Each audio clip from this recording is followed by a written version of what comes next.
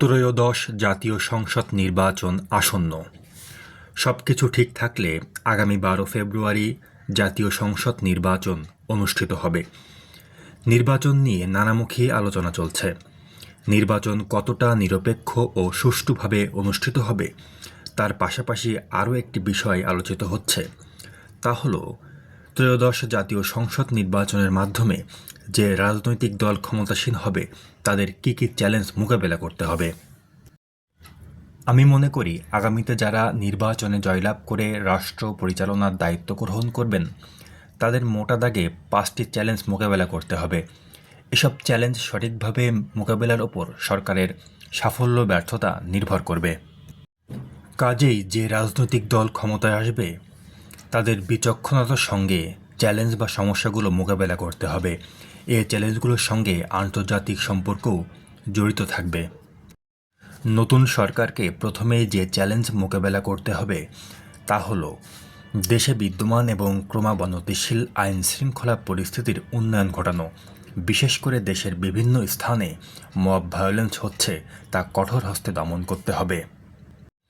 বাংলাদেশে এর আগেও অনেকবার আন্দোলনের মুখে সরকার পরিবর্তন ঘটেছে। সরকার পরিবর্তনের পর কয়েকদিন আইন শৃঙ্খলা পরিস্থিতির অবনতি ঘটলেও অল্প দিনেই তা আবার স্বাভাবিক হয়ে আসে, কিন্তু এবার তার ব্যত্যয় লক্ষ্য করা যাচ্ছে। আইন শৃঙ্খলা পরিস্থিতি স্বাভাবিক হওয়ার পরিবর্তে ক্রমাগত অবনতি ঘটেছে। এটা যে কোনো বিচারেই উদ্বেগজনক। বিভিন্ন সংস্থার জরিপ প্রতিবেদনেও আইন শৃঙ্খলা পরিস্থিতির অবনতির কথা উল্লেখ করা হয়েছে। বিশেষ করে মব ভায়োলেন্স কোনোভাবেই নিয়ন্ত্রণ করা যাচ্ছে না। আইন শৃঙ্খলা পরিস্থিতির অবনতির কারণে আন্তর্জাতিক অঙ্গনেও বাংলাদেশের নেতিবাচক ইমেজ তৈরি হয়েছে। এটা কোনোভাবেই দেশের জন্য মঙ্গলজনক নয়। নেপালেও বাংলাদেশের মতোই ছাত্র আন্দোলনের মাধ্যমে সরকার পরিবর্তিত হয়েছে। নেপালে যিনি অন্তর্বর্তী সরকার প্রধানের দায়িত্ব গ্রহণ করেছেন, সম্প্রতি তিনি বলেছেন, আমরা নেপালকে কখনোই বাংলাদেশের মতো হতে দেব না। নেপালের মতো দেশও বাংলাদেশকে অবজ্ঞা করে কথা বলছে, এটা চিন্তা করলেও কষ্ট লাগে। কারণ বাংলাদেশ সব সূচকেই নেপালের চেয়ে ভালো অবস্থানে ছিল। এই মুহূর্তে সবচেয়ে জরুরি হচ্ছে মবকৃতি সামাল দেওয়া। আইন শৃঙ্খলা পরিস্থিতি অবনতির কারণে আন্তর্জাতিক অঙ্গনেও বাংলাদেশের ইমেজ ক্ষুণ্ণ হচ্ছে। আন্তর্জাতিক অঙ্গনে কোনো দেশের ইমেজ ক্ষুণ্ণ হলে দেশটিকে নানাভাবে সমস্যায় পড়তে হয়। অস্থিতিশীল কোনো দেশে বিদেশি বিনিয়োগ কাঙ্ক্ষিত মাত্রায় আসে না। কারণ একজন বিদেশি বিনিয়োগকারী কোনো দেশে বিনিয়োগের সিদ্ধান্ত গ্রহণের আগে সংশ্লিষ্ট দেশটির আইন শৃঙ্খলা পরিস্থিতি, বিনিয়োগ পরিবেশ এবং সেবামূলক প্রতিষ্ঠানের অভ্যন্তরীণ সুশাসনের বিষয়গুলো ভালোভাবে পর্যবেক্ষণ করে। তারা যদি সন্তুষ্ট না হন তাহলে বিনিয়োগ সিদ্ধান্ত পরিবর্তন করে অন্য দেশে চলে যান। বিদেশি বিনিয়োগকারীরা হচ্ছেন শীতের অতিথি পাখির মতো।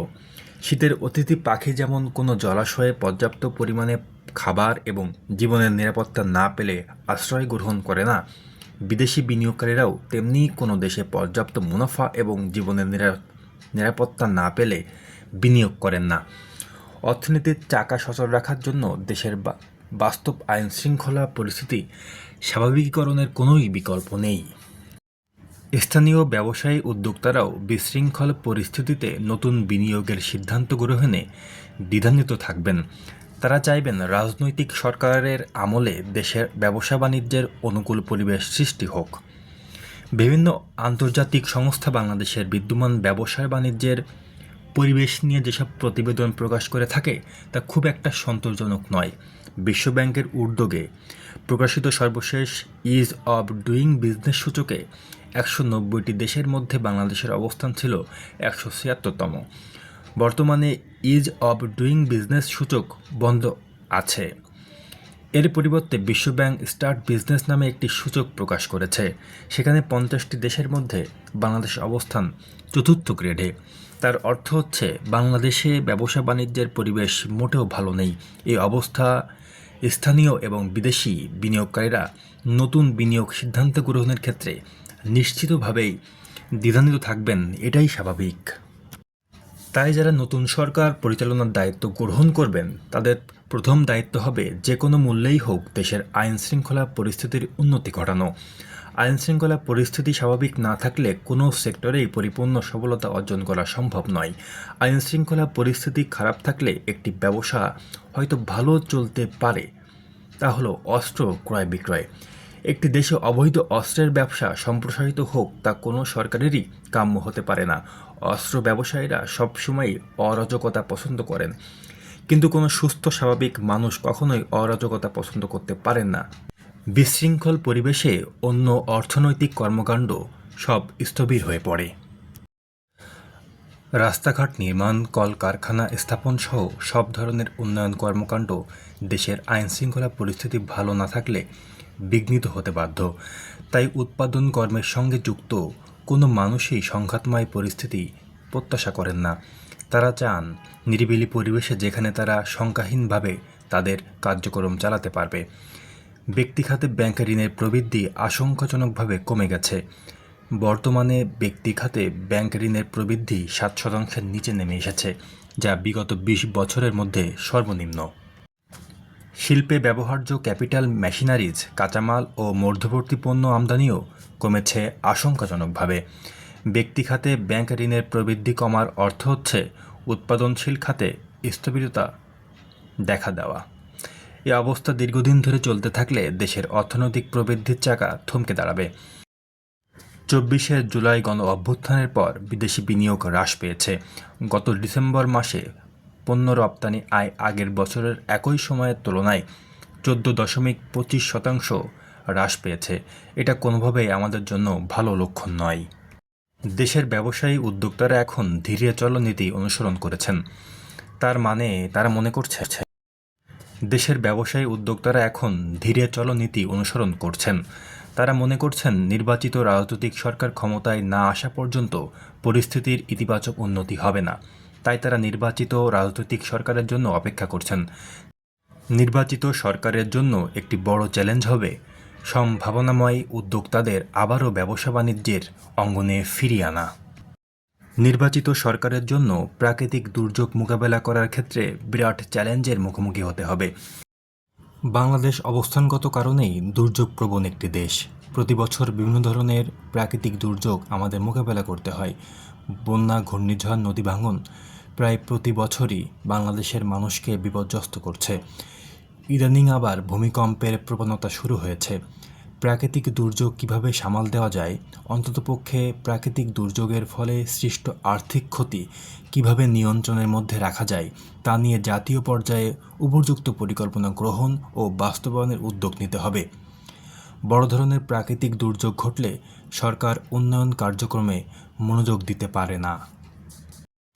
ক্লাইমেট চেঞ্জ কার্যক্রম থেকে পশ্চিমা দেশ, বিশেষ করে মার্কিন যুক্তরাষ্ট্র সরে গেছে। তাই আগামীতে প্রাকৃতিক দুর্যোগ ঘটলে আন্তর্জাতিক সহায়তা পাওয়ার ক্ষেত্রে সমস্যা হতে পারে। প্রাকৃতিক দুর্যোগ সঠিকভাবে মোকাবেলা না করতে পারলে কী সমস্যা হয় তার বড় দৃষ্টান্ত হচ্ছে নেপাল। নেপাল উন্নয়নশীল দেশের প্রাথমিক তালিকায় উত্তীর্ণ হয়েছিল, কিন্তু দেশটি ভূমিকম্পের মতো প্রাকৃতিক দুর্যোগ মোকাবেলা করতে ব্যর্থ হওয়ার কারণে নেপালকে আবার স্বল্পোন্নত দেশের কাতারে নামিয়ে দেওয়া হয়েছে। বাংলাদেশ এবছর 2026 থেকে উন্নয়নশীল দেশের চূড়ান্ত তালিকা থেকে উত্তীর্ণ হতে যাচ্ছে। নেপাল উন্নয়নশীল দেশের প্রাথমিক তালিকায় উত্তীর্ণ হয়েছিল, কিন্তু দেশটি ভূমিকম্পের মতো প্রাকৃতিক দুর্যোগ মোকাবেলা করতে ব্যর্থ হওয়ার কারণে নেপালকে আবার স্বল্পোন্নত দেশের কাতারে নামিয়ে দেওয়া হয়েছে। বাংলাদেশ এবছর থেকে উন্নয়নশীল দেশের চূড়ান্ত তালিকায় উত্তীর্ণ হতে যাচ্ছে। কাজেই আমরা যদি সঠিক ও কার্যকর দুর্যোগ মোকাবেলার জন্য ব্যবস্থাপনা গড়ে তুলতে না পারি, তাহলে বাংলাদেশকেও উন্নয়নশীল দেশের চূড়ান্ত তালিকা থেকে স্বল্পোন্নত দেশের তালিকায় নামিয়ে দেওয়া হতে পারে। আগামীতে বাংলাদেশকে কঠিন ভূ রাজনৈতিক চ্যালেঞ্জ মোকাবেলা করতে হতে পারে। মার্কিন যুক্তরাষ্ট্রের অর্থনীতি আর আগের মতো শক্তিশালী অবস্থানে নেই। তারা নিজেদের অর্থনৈতিক সংকট মোকাবেলার জন্য আন্তর্জাতিক কূটনীতিতে পরিবর্তন আনছে। দেশটি বিভিন্ন স্থানে সংঘাতে প্রত্যক্ষ বা পরোক্ষভাবে জড়িয়ে পড়ছে। মার্কিন যুক্তরাষ্ট্রের জিডিপির একটি বড় অংশ আসে অস্ত্র বিক্রি থেকে। আগামীতে বাংলাদেশকে কঠিন ভূ রাজনৈতিক চ্যালেঞ্জ মোকাবেলা করতে হতে পারে। মার্কিন যুক্তরাষ্ট্রের অর্থনীতি আর আগের মতো শক্তিশালী অবস্থানে নেই। তারা নিজেদের অর্থনৈতিক সংকট মোকাবেলার জন্য আন্তর্জাতিক কূটনীতিতে পরিবর্তন আনছে। দেশটি বিভিন্ন স্থানে সংঘাতে প্রত্যক্ষ বা পরোক্ষভাবে জড়িয়ে পড়ছে। মার্কিন যুক্তরাষ্ট্রের জিডিপির একটি বড় অংশ আসে অস্ত্র বিক্রি থেকে। তাই তারা চাইবে কিভাবে অস্ত্র বিক্রি আগামীতেও আরও বাড়ানো যায়। পরিবর্তনশীল ভূ রাজনীতি কীভাবে মোকাবেলা করা যায় নতুন সরকারকে নিয়ে তা ভাবতে হবে। আন্তর্জাতিক কূটনীতিতে আগামীতে পেশাদারত্বের ওপর বিশেষ জোর দিতে হবে। বিচক্ষণতার সঙ্গে পরিস্থিতি মোকাবেলা করতে হবে।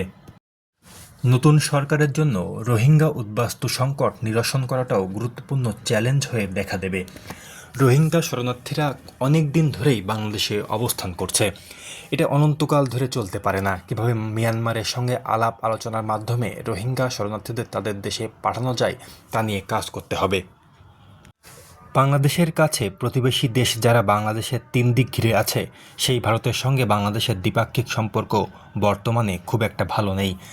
আমরা চাইলেই ভারত এবং মিয়ানমারকে সরিয়ে দিতে পারবো না, কারণ তারা আমাদের প্রতিবেশী। কাজেই আত্মমর্যাদা বজায় রেখে ভারত এবং মিয়ানমারের সঙ্গে আমাদের দ্বিপাক্ষিক সম্পর্কে উন্নয়ন ঘটাতে হবে। মিয়ানমারের সঙ্গে বাংলাদেশের অর্থনৈতিক সম্পর্ক খুব একটা ভালো না থাকলেও ভারত আমাদের বড় ব্যবসায়িক পার্টনার। জুলাই গণ অভ্যুত্থানের পর ভারত থেকে বাংলাদেশের পণ্য আমদানি কমলেও দেশটিতে বাংলাদেশের পণ্য রপ্তানি বেড়েছে প্রায় 12%। তাই ভারতের সঙ্গে দ্বিপাক্ষিক সম্পর্ক স্বাভাবিক রাখতে হবে। নতুন সরকারকে ব্যাপারে প্রথম থেকেই উদ্যোগ গ্রহণ করতে হবে। প্রতিবেশীর সঙ্গে ভারসাম্যপূর্ণ সম্পর্ক বজায় না থাকলে কোনো দেশই উন্নয়ন অগ্রগতি অর্জন করতে পারে না। এসব চ্যালেঞ্জ মোকাবেলার জন্য উদ্যোগ গ্রহণ করতে হবে। এর সাফল্যের উপর নির্ভর করবে আগামী সরকারের সাফল্য ব্যর্থতা।